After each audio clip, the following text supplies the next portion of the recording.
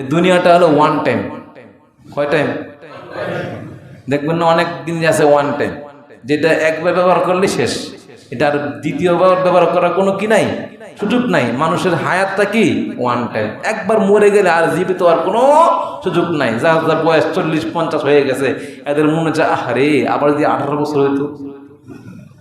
কোন আপনার অনেক টাকা আছে ব্যাংকে, ব্যাংক ব্যালেন্স অনেক কিছু আছে, আপনি চেষ্টা করলে সবগুলো টাকা দিয়েও কি আপনি 18 বছরে আসতে পারবেন?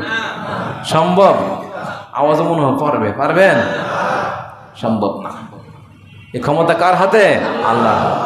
ভাইরা আসুন আমরা নবীর উম্মত হই। নবীর উম্মত হতে রাজি আছেন না নাই?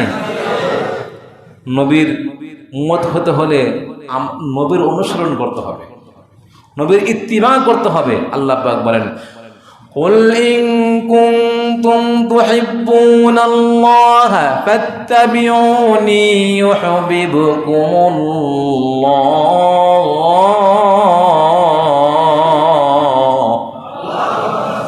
ওয়া ইয়াগফির লাকুম যুনুবাকুম ওয়াল্লাহু গফুরুর রহিম।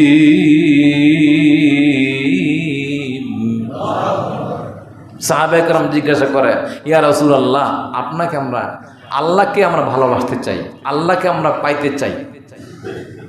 আল্লাহ রসুল বলেন, সঙ্গে সঙ্গে এই আয়াত নাযিল হলো, হে আমার বন্ধু, আপনি ঘোষণা করিয়া দেন, বলিয়া দেন, যারা আমাকে ভালোবাসতে চায়, আমাকে মহব্বত করতে চায়, তারা যেন আপনার ইত্তিবা করে, আপনার অনুসরণ করে, আপনাকে ভালোবাসে। আপনার ইত্তিবা অনুসরণ, আপনাকে ভালোবাসলেই আমি আল্লাহকে ভালোবাসা হয়ে যাবে।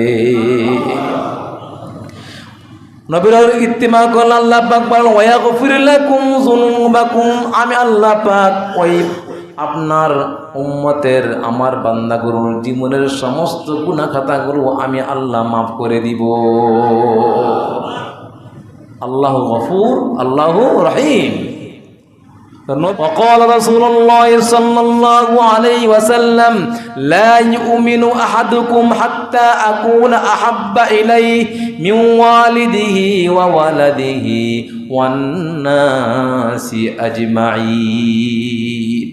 ততক্ষণ পর্যন্ত তোমরা মুমিন হতে পারবে না যতক্ষণ পর্যন্ত লা ইউমিনু আহাদুকুম হাত্তা আকুনা আহাব্বা ইলাইহি, নিজের জান মাল স্ত্রী পুত্র সমস্ত কিছু চাইতে নবীকে ভালো না বাসবে, নবীকে মুহাব্বত না করবে, নবীর ইত্তিবা না করবে, যতক্ষণ পর্যন্ত আল্লাহর খাতার মধ্যে তোমার নামটা